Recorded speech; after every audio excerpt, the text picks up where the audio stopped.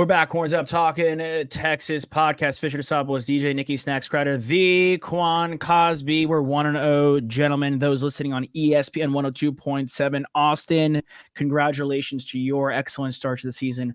We're all stoked. A nice 50. You know what, Q? And you'll have to let us know because your part of things was the atmosphere and you were boots on the ground.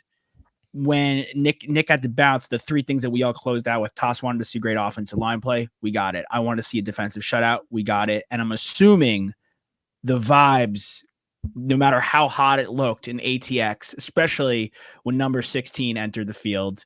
Look at that, Nick. When number 16, when number 16 entered the field, came. Yeah, for those watching on video, there's a great, I think it's that Texas Exis shot with Quan. Yeah, man, the co-op with my little Quan, little big man, dude. He's almost your height. He's 10, right? He's 10, like a fresh 10. How is he good at baseball, football? He wants to play more football. I mean baseball, but I'm pumping the brakes on that because you can learn so many bad habits. So he plays just kind of in the neighborhood with his friends. Football, he loves it. Basketball, he loves it. His league starts pretty quick. So, full disclosure, he's at his buddy's house right now. His buddy's little brother was a quarterback, but his buddy was talking a little smack about him. Nah, you're gonna be this, you're not gonna be this, and he's already taking that from him. So he can slang it a little bit, which is funny because I thought he's gonna be a tight end. That's what he was in the last year. So yeah, that photo shoot. Most importantly, he got the cover photo with his pops for the 40 acres collection at the co-op. He likes himself a little bit more. I gotta blow, his hair's a little blown up. I have to keep him humble. But no, he had a good time and he was a great sport. Of course the ladies were. I mean, it was such a good job by the co-op. That brand is real. When y'all come down here, we'll have to check it out and go shop and get some good gear because I wore a shirt Sunday for post-victory golf, and 3 out of the 8 dudes that I played with bought one of the shirts. So nice. No, it's fun, man. That's fun to put that up. It's big time. Salesman, yeah. I said you're a salesman over there for him, brand ambassador. I know. I mean, and I'm talking it up, and I just got the shoot. I ain't get no cut, anything. No, but we all want the co-op to do well. But no, it was fun. Yeah, it was a lot of fun. Yeah. Well, tell us about that atmosphere down in the ATX, man. Yeah, man. That's what I wanted to get to. First of all, next level. I will say this. Before it was a little weird because as the Dr. Pepper commercial talked about, Arch is the backup, and yet he's talked about as much, if not more than anybody. But they gave him his due. But I think it's a combination of two things. One, he got in because we took care of business. He got in because in the third quarter where you're up, I think it was 35, something like that at the moment, and maybe 42, but you took care of business. But it was all freaking day. Before Arch got in there, I think y'all saw Cheetah. Tyreek Hill was at the game. Micah Parsons was at the game. We had some of our Olympians, Miss St. Lucia herself. She came. She was recognized for a 2:30 game where it's about 125-30 on that field.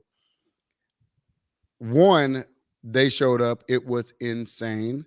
Two, which is probably even more important for a blowout, and has a little bit to do with the Manning effect.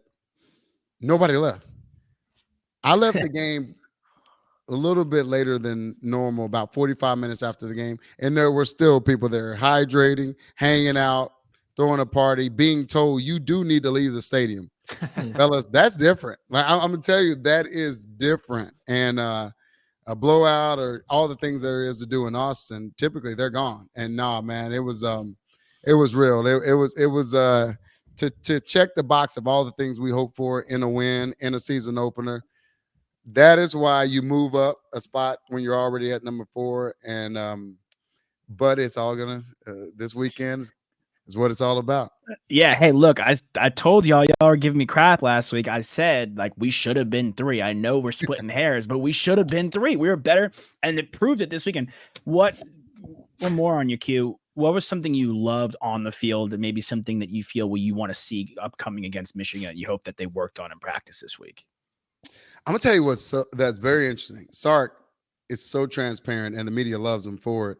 But he actually admitted, and we all knew this, and especially me being an older player when I did, he admitted that some of the stuff they worked on at camp was preparing for this week.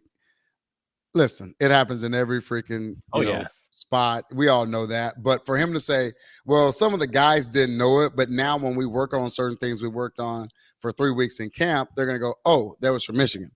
But there's two things that I loved on the field more than anything. We knew how good Colorado State, top 20 passing offense last year. We took that away, and we took it away in multiple ways. Our DBs played that good.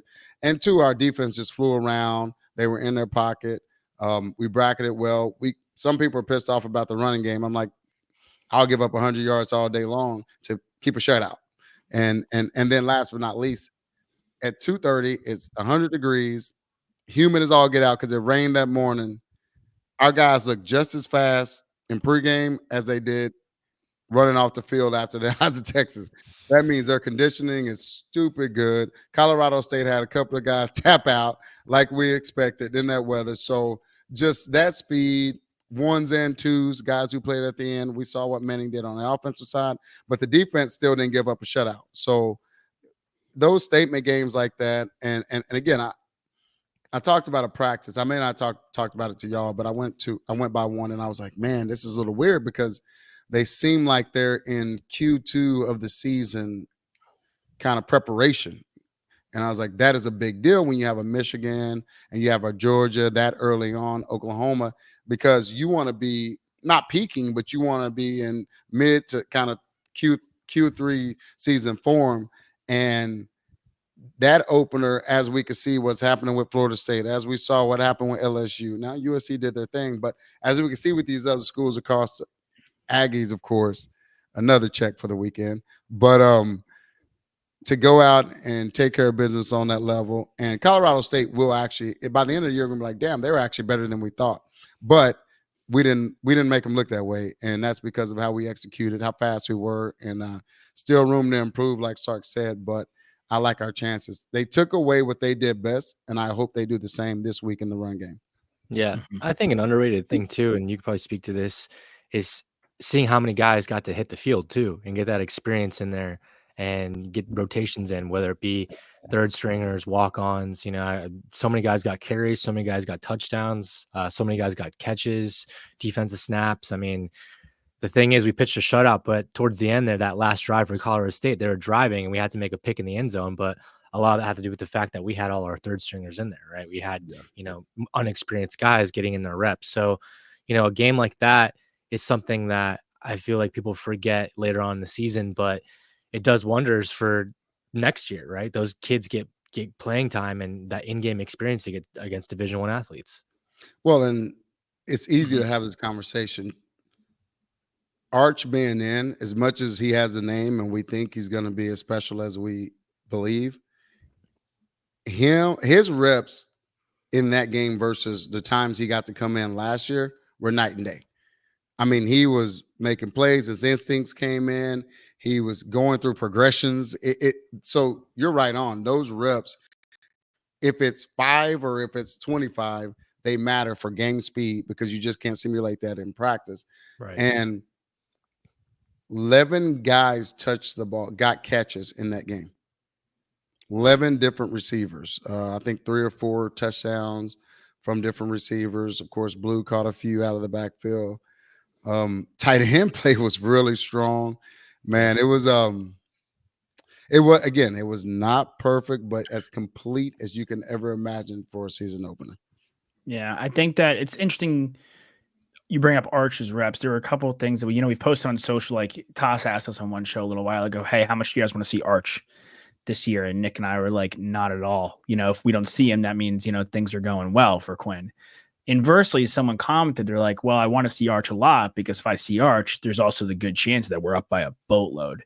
And one of the it's just like a feel thing. You brought up Brady before we started recording. Obviously, he's a Michigan guy.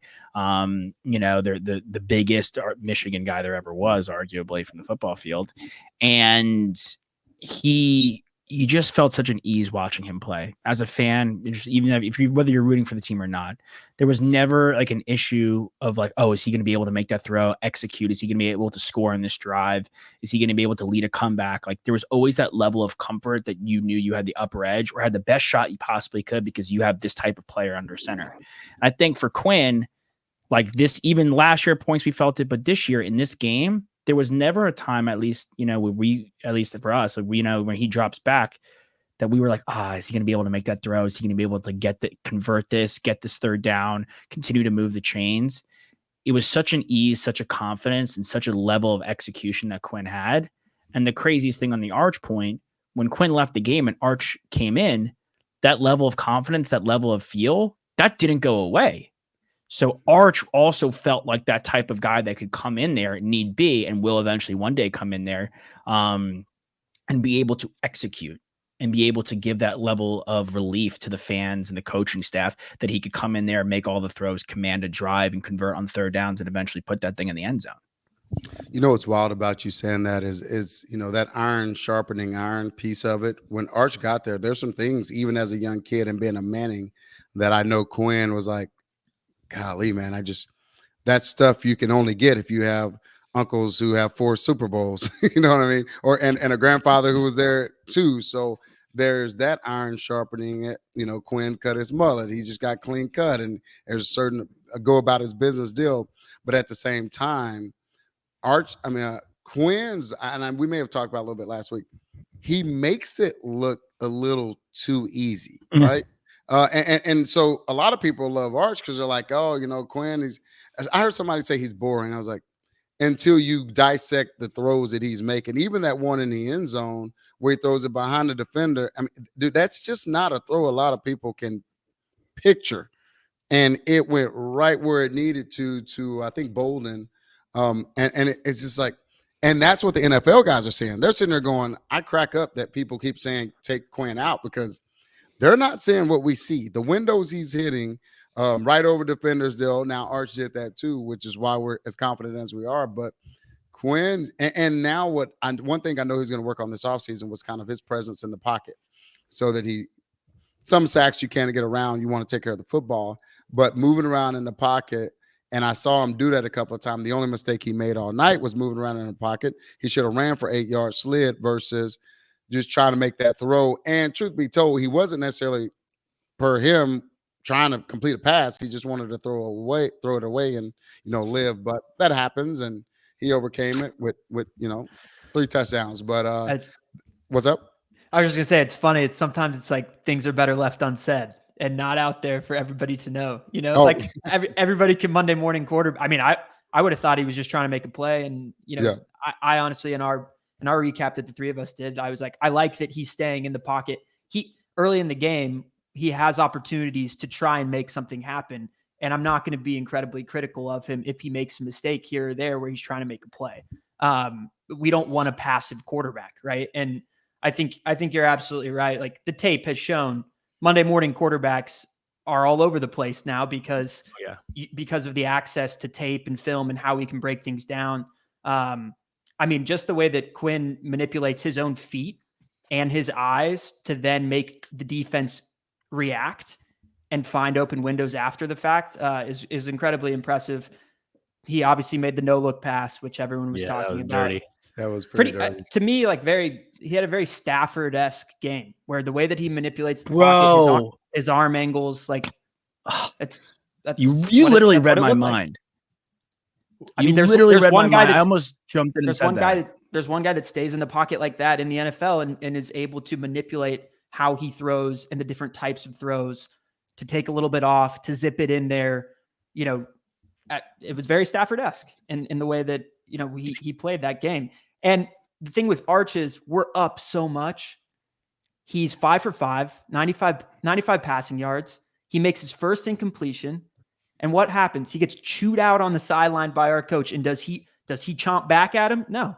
He takes it. He takes the blow. He understands what he's talking about. He says, okay, I'm going to correct this. I don't know the exact language that was used, but that's my body language assessment of that interaction. And I love that because he's incredibly coachable. And that's, something that's the intangibles of having his uncles who they are, his grandpa, who he is, and of course his dad, who he is too. But well, and even Sark being an ex-quarterback, right? Right. And that's the cool thing about that, going back to, do we want to see a lot of Arch? Yes, absolutely, as the backup. That's it. Yeah, I know. I want to see him. I want to see a lot. I want to see him this weekend as the backup, and he's in there in growth times, get experience times on the road.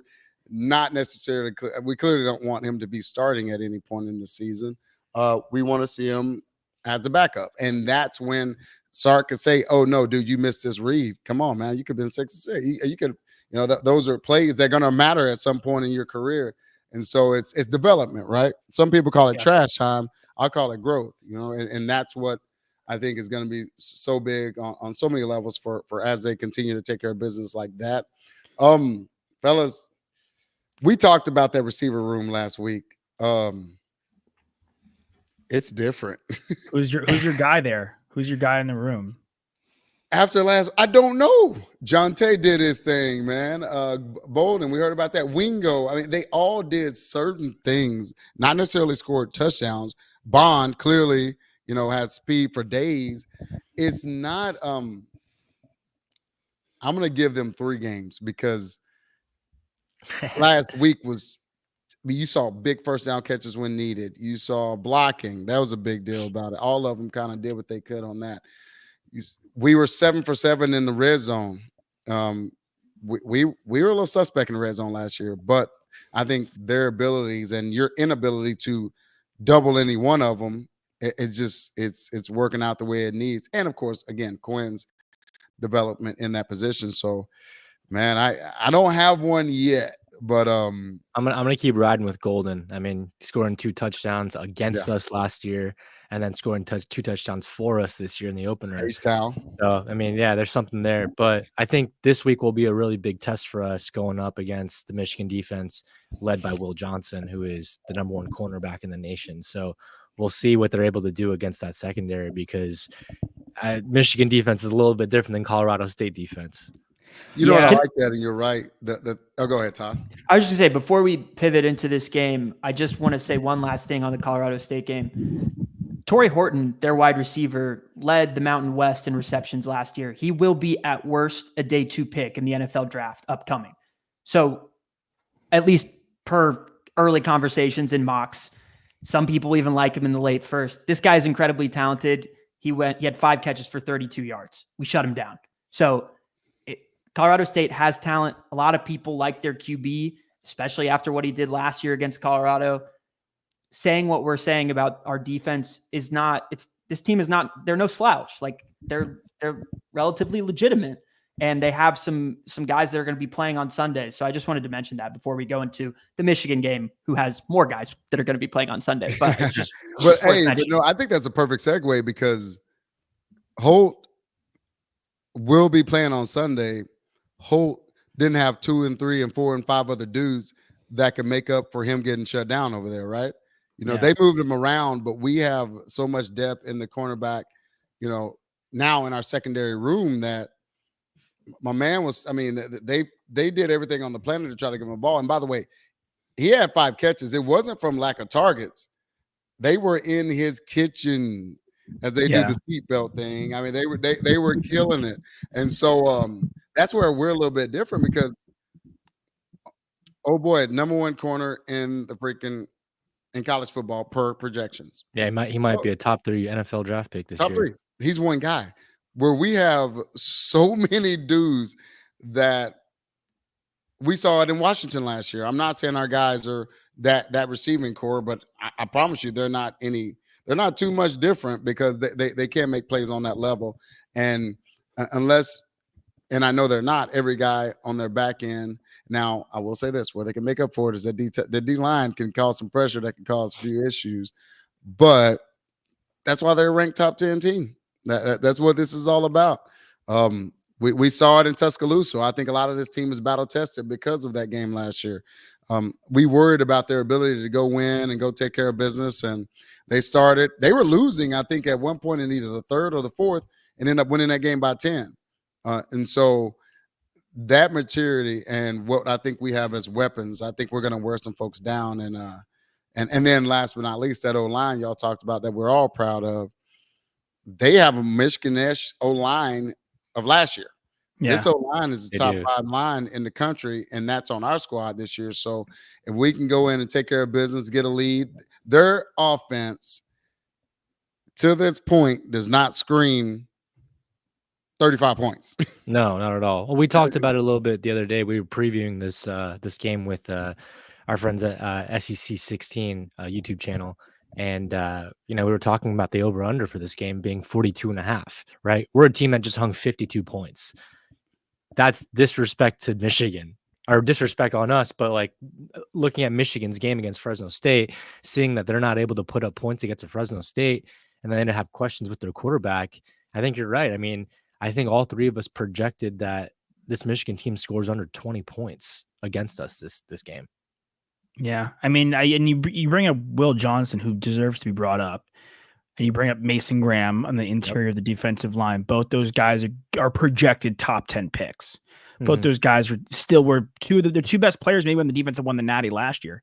I will say, though, that Will Johnson against Fresno State was targeted 8 times, gave up 5 catches for 77 yards. Had a pick, too, so it's, yeah, I mean, he's an excellent player, but it's not like he was, Darrell Revis out there, right? And you listed so many guys, Q, and we've listed so many guys. Like, it could be Bond, it could be Golden, it could be Wingo, it could be Cook, it could be Bolden, it could be a bevy of guys at any time. And there's so much depth now on our team that you could just continuously rotate guys in and tire them out and throw 7 different kinds of smoke at them.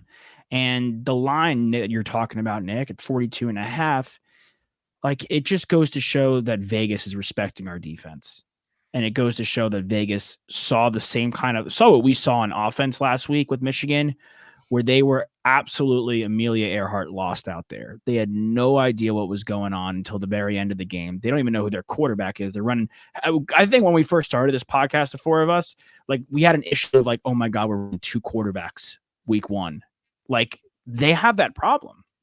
They have a problem that we used to fear. So they don't know who their quarterback is. And we deserve the kudos that we're a team that doesn't need a couple of weeks to get going. We're a team that's ready to go right here, right now. Doesn't matter who. If we had to play Georgia this week, I don't think any of us would be like, oh no, like, I want our guys to get more reps. No, we know our team's ready to rock. Like, this is a team that's ready to contend today, not in a couple weeks. And look, Bama last year, they were a team that needed a couple weeks, and they ended up being a contender. But I don't believe that we are one of those squads. We know who we are. The offensive line is a top 5 group. Their experience. You want to say they have 2 guys on the defense that are top 10 picks? Or are you going to sit here next April all being shocked if Banks and Quinn are also in the top 10? We can't be. Like, if we have to think they're these kind of level of players. So they have NFL guys, but for the first time in a long time, we have NFL guys too. And on that show that Nick mentioned, like, we were asked if, hey, like, does this remind you, are you guys in that Georgia realm? Are you heading to that Georgia realm kind of? And we're like, not there yet. We have to win. But we're all of a sudden in a place where we had a gazillion guys drafted for the first time in a while like that. And now we're back and our team hasn't missed a beat. We've replenished perfectly. Transfer portal. He homered in the transfer portal, at least through week 1. He hit all the right buttons in the transfer portal. He hit all the right buttons in the recruiting cycle. Got the exact guys that fit his scheme on offense, at least, and on defense as well, that fit our scheme and fit our program. And we're entering that Georgia level. We just got to get some. The big thing is the win, right? But we're entering the level of, hey, at least you know what? We could put out NFL talent and we could replenish our talent as well. And we're ready to go against this Michigan team who has a lot of questions, and that 42.5 shows it. I think that 42.5 also shows that Michigan actually knows themselves. They don't necessarily believe they can put up 45, but what they do know is they're going to lean on that defense to keep you under 21, maybe even less, and they're going to run the football and limit Quinn's possessions and that explosive offense possessions. You got to think, it's not like they haven't seen an offense. They see Ohio State every year. Ohio State runs our level, spread, high-powered, explosive plays offense. And Michigan lately have actually done pretty decent with it. Now, if you count last 10 years, it's been ugly. But the last couple before Harbaugh's departure, they found a way with the weapons that they have, and they limited possessions. So that's another reason they have that so low, because them at home thinking they can run the ball pretty decent. They're hoping for 15, 16 play drives with points, and their defense makes a play, and then it becomes a very slow, boring 2.5 hour game where somebody wins, 17-10. And so that's why the line is where it is.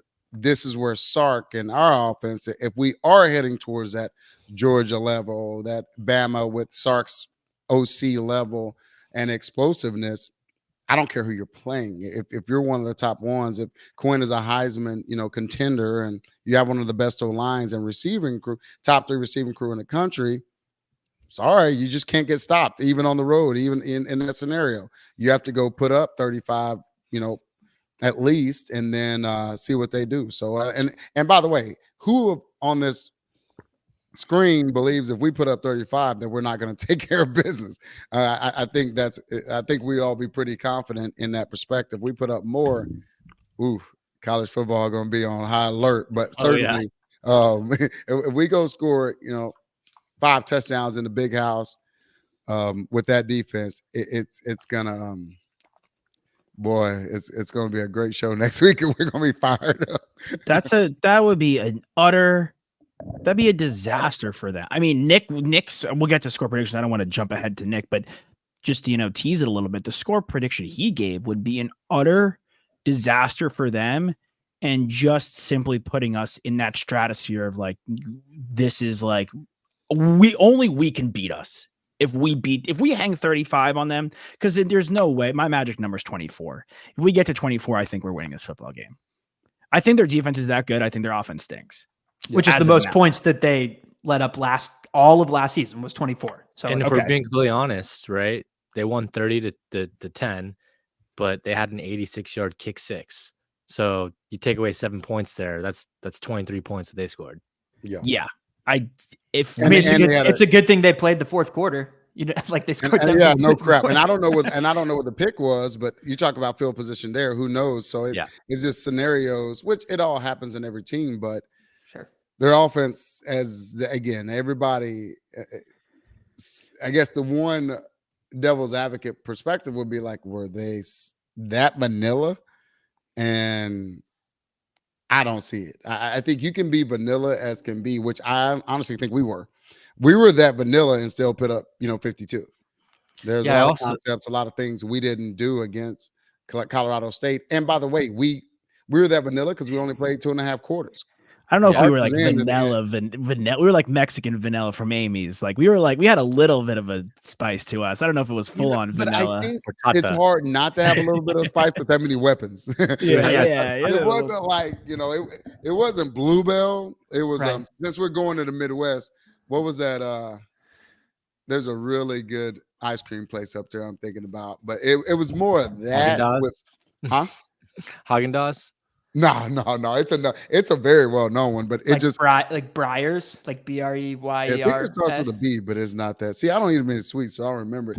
All it does is have more sugar than Bluebell. That's all it is. That's all.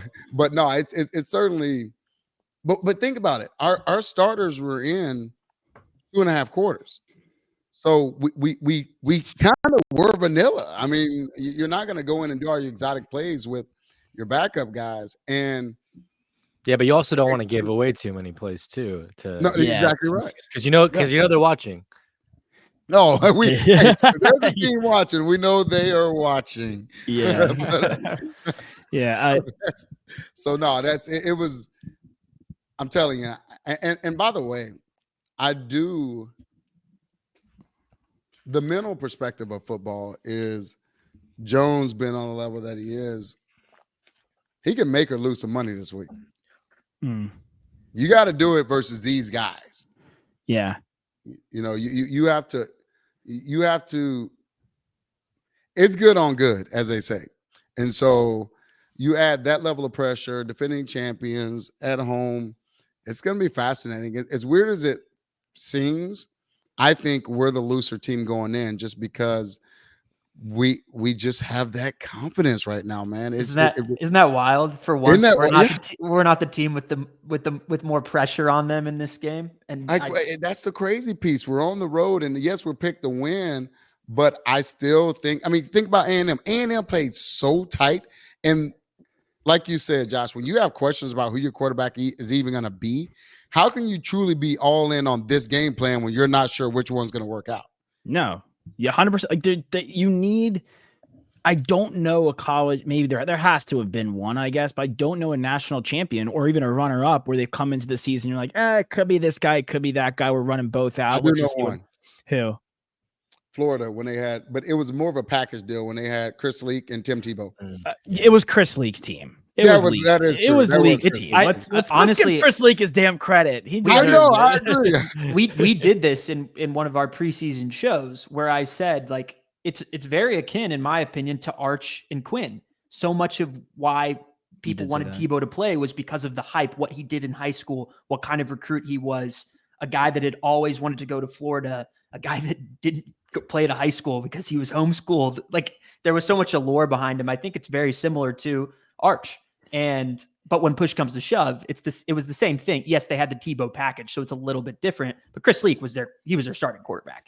Like, he Chris won Leak that. threw every ball over 10 yards. Yes. And it was a beautiful pass too. Yeah. That dude could toss it. He could spin it pretty good. Yeah, him and Jason White, like, they're like the quintessential great college quarterbacks. Unfortunately, weren't one of them being an OU guy. Let's go down the line. Toss, we'll start with you, then Q, then Nick, and I'll go last. T, give me something you want to see on offense, something you want to see on defense, and your key player for the game.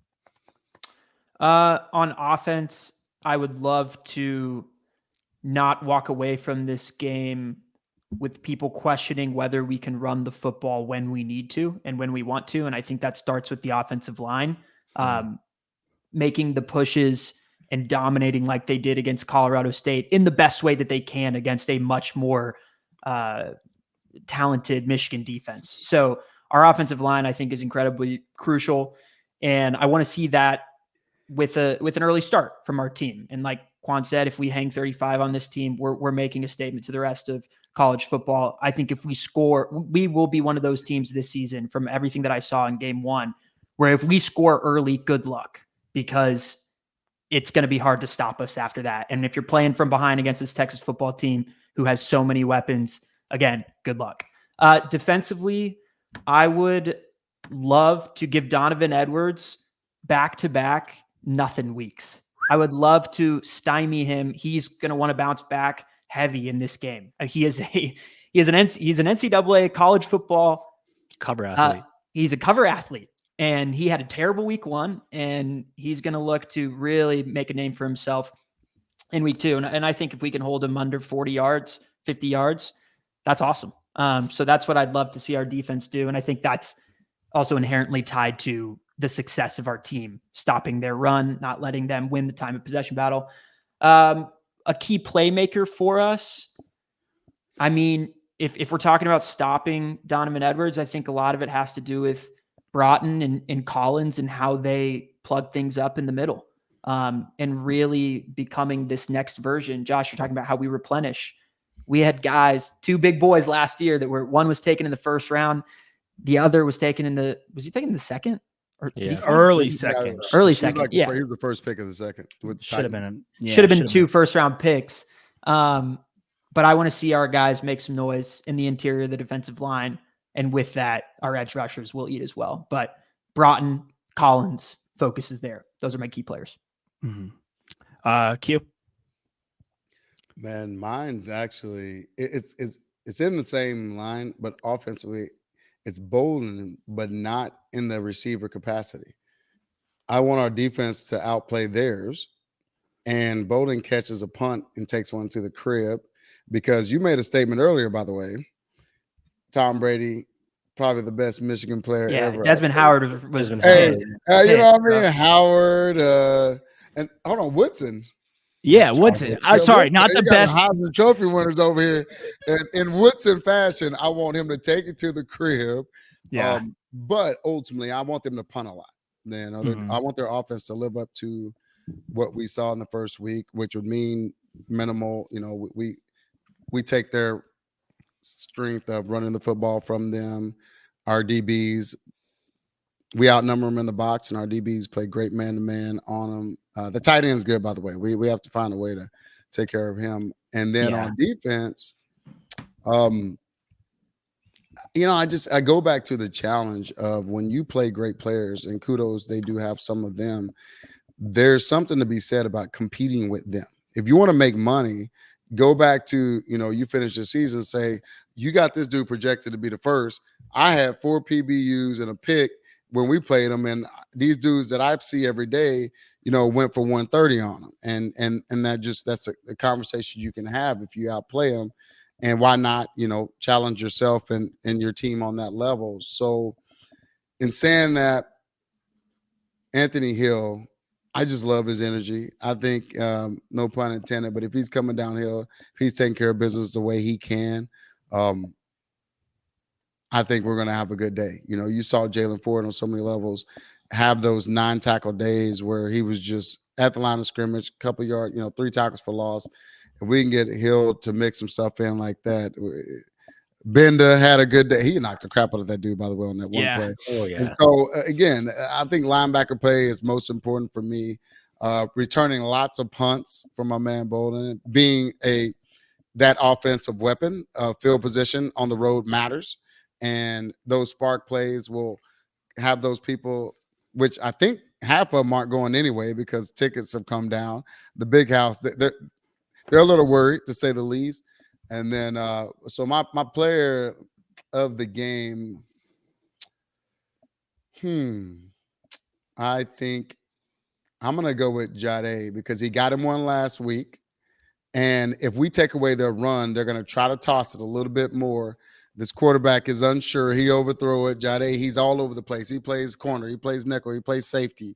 In one of those positions, he's such a smart player. He bait old boy into throwing it at the wrong spot, get him a pick or two. He makes himself some money. So I'm going on the defensive side because, again, if they don't score, it's really hard for me to imagine, as good as their defense is, not putting some points on the board. I'm not saying we're going to put up 50, but the more opportunities you get, I like our chances. So those are my guys. Nice. Nikki? So similar to Toss, definitely want to get that run game going, but specifically with Jarrett Gibson.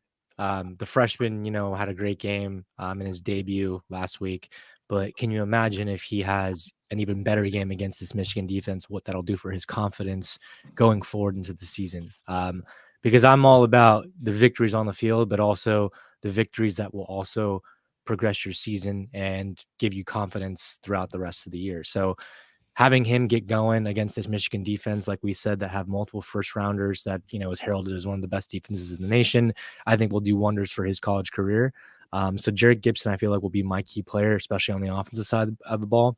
And then, of course, wearing down that defense where they're just gassed because we're running it down their throat so often that, they make stupid mistakes and that we can pop one over the top on them when, there's breaking of coverage with all of our talented receivers. On the defensive side of the ball, it's something I've been saying, since, Sunday, basically. Get more sacks, get more pressure, especially with guys that are, not experienced back there in the pocket when there's, quarterback carousel going on back there with Michigan, not knowing who they're going to play. You're going to see multiple guys. Make sure that they feel uncomfortable. We had 0 sacks last week against Colorado State. That needs to change this week. You need to have a few sacks. I want Trey Moore to get involved. You mentioned Broughton. You mentioned Collins. These are guys that need to be getting back there to add value and make some money for themselves, like you've been saying, Q, because this would be a huge game to do that.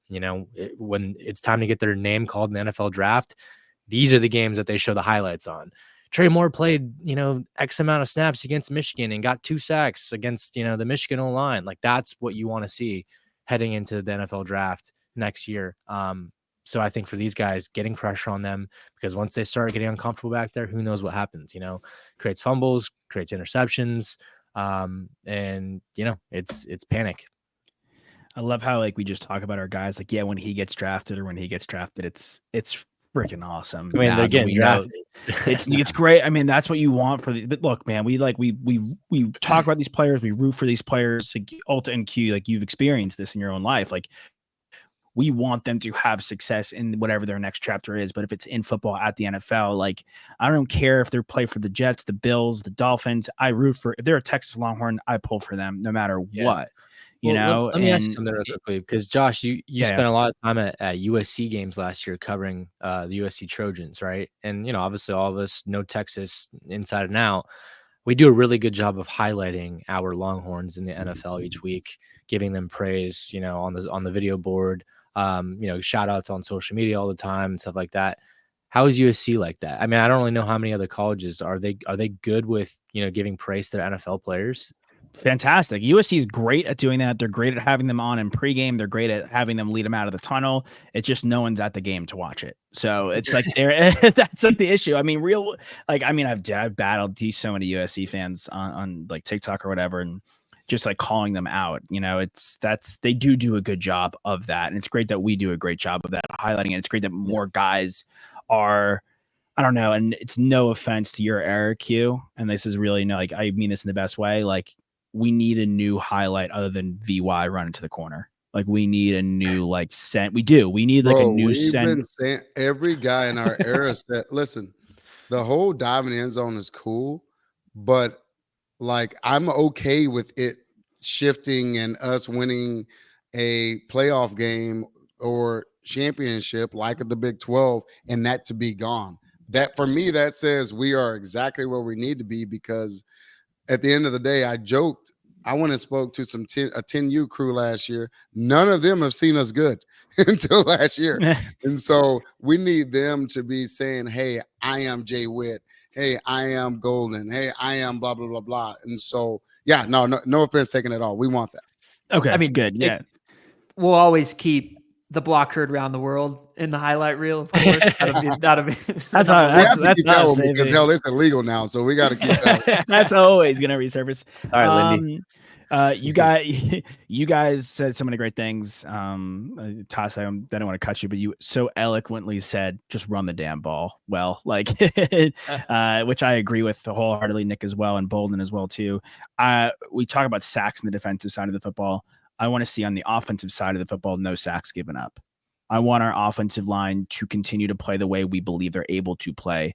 And I want them to come in there against this tough Michigan team and let up no sacks, and Quinn get that ball out quickly and and he's done a good job at not dance around in the pocket and take a sack. It's one of the worst things you could do. Talk about field position. So that's what I'm looking for on offense. On defense, you teased him, Q, Colston Loveland, their tight end. We spoke about Will Johnson. We spoke about Mason Graham. This guy also was a projected first-round pick. He's a massive tight end. He still ate on Saturday despite the rest of the offense looking suspect. He was a very strong standout player. And we talk about Anthony Hill getting sacks in coverage. Anthony Hill was the guy that played the third most snaps in coverage last weekend. So he's going to have to do a little bit of everything and be a Swiss Army knife as a linebacker, not just a pass rusher. So I'm looking at him. I'm looking at Barron to continue to assert himself as our top guy on defense and really take Loveland out of the game. Like, they're going to try to run the football. They're going to try to control the clock. I know that. But if we can take Loveland out of the game and get rid of their tight end, like their passing game is going to be in a world of hurt. So having a guy like Hill and having a guy like Barron, who I'll say those guys are my X factors, come in and really take care of it. I mean, Barron was Mac was our highest graded player. He played 4 snaps. Barron was almost graded in 90 last week. This guy is. You want to talk about NFL talent? He could be one of those guys on our team. Oh, wait a second. He wasn't supposed to be any kind of major draft pick, and he shoots up draft boards because he's that good, and it's undeniable, And so I'm looking for him to have another massive, massive week out on the field. Score predictions. Q, we'll start with you, and then we'll close out here. We'll go with you, Q, Toss, Nick, and then myself. Man, I think there's a lot of things going on in there. I think there's a little bit of doubt, even with them being defending national champions. They don't have Harbaugh in that locker room. Kudos to the guy that got the job, but he's not Harbaugh. So I think we jump out on them. We're going to stretch it a little bit. I think we beat them 27-14. Good old beat down. Okay. I made this score call on the SEC 16 show that we guessed it on. I'll make the same score call. I'm not going to change anything up. 36-19. We score 5 touchdowns and we go for 2 on one of them just because we can. And then they kick 4 field goals and get 1 touchdown, probably late.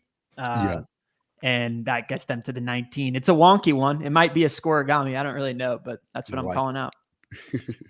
Or your guy Auburn has a game toss. Yes. That could happen in a 36 score game too. Yeah, I'm always down for a Burt game. I don't remember exactly what my number was, but I think it was 31-10. Right? It was like a massacre. Yeah. So it was like a massacre. I'm gonna stick with 31-10. Okay. I'll kind of squeeze in a little bit from you, Nick. I think I'm gonna go 28-13. I think they get some kind of points. Nothing to do. I think it again is a similar game. I wouldn't be surprised if or worried if it was a similar game to Georgia Clemson, where both defenses kind of showed out early, but then Georgia eventually pulled away and Clemson couldn't do anything on offense. So I wouldn't be surprised if we had that kind of game, especially in the second half. Sark's great with adjustments. So I'm going to go 28-13. We get 4 scores. And one of them a defensive score. So it was a little sneaky take in there. Well, that's what I was thinking about too with mine. What was the score wasn't it similar to Bama last year? We're on the road. It was like we won by 10. We won by 10 against Bama last year. Yeah, but that's what I was thinking. It was also a battle, and well, we were also down. We were down. Their offense was pretty damn legit, and we found a way. Now, again, we both have very different teams, but I think it's somewhat of a battle going into that first half, and then we do what we start doing a lot better and take care of business in the third quarter, and then we stretch it a little bit. Yeah, I mean, I think if what everyone was kind of talking about with Anthony Hill, if he can lock down Loveland, because part of the reason why Bama was able to exploit our defense last year, one, we didn't have the depth that we had in our defensive backfield. But Jermaine Burton also caught like a 40-yard touchdown bomb. Yeah. And he's an incredibly talented receiver who's playing on the Bengals right now. He's a pro. So Michigan, they don't have a Burton. And they obviously had Bond last year too, Alabama, who's now on our team, and Nyblack, who's also on our team. But I think if Loveland is shut down by Hill, not only is that excellent NFL tape, we talk about the best linebacker in football right now, it's probably Kyle Hamilton, and his versatility is a major reason as to why that's the case, besides Fred Warner. Sorry.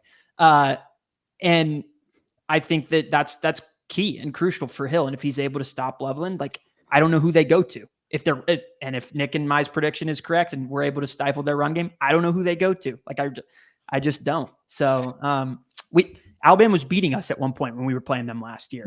Right. If we get out to the hot start like we all believe we can, I don't see that happening in this game. Yeah. Well, and to take that to another level too, some of those plays you're talking about where they caught the bombs, they had a mill roll making 4 guys miss, right?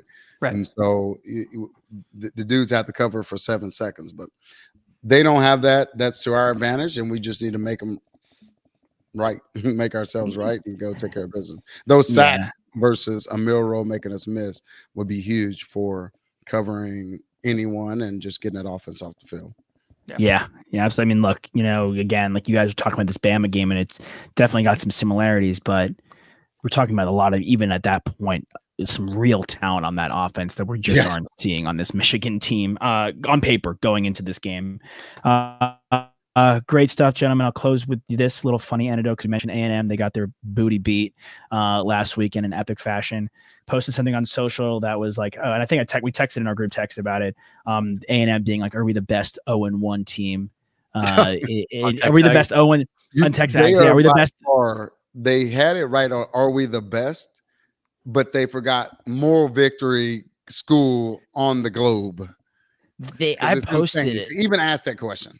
So I posted it and they were like, no, you don't get it. Like, this is a joke. We do this every year. I go, that doesn't help your case either. Like, neither of that. Like, that doesn't help. That doesn't help. It's just thank you for that information. You just answered so many things we say, but y'all won't admit publicly.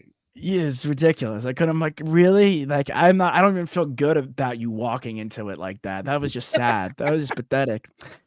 Great stuff, gents. Let's have a great show and a hyped up show after what should be an awesome victory Fingers crossed. Horns up in Ann Arbor. Fisher, Tosopoulos, DJ, Nikki, Snacks, Kreider, the Quan Cosby. Those listening on ESPN 102.7 Austin. We're the Horns Up Talking Texas podcast. We will see you guys next week.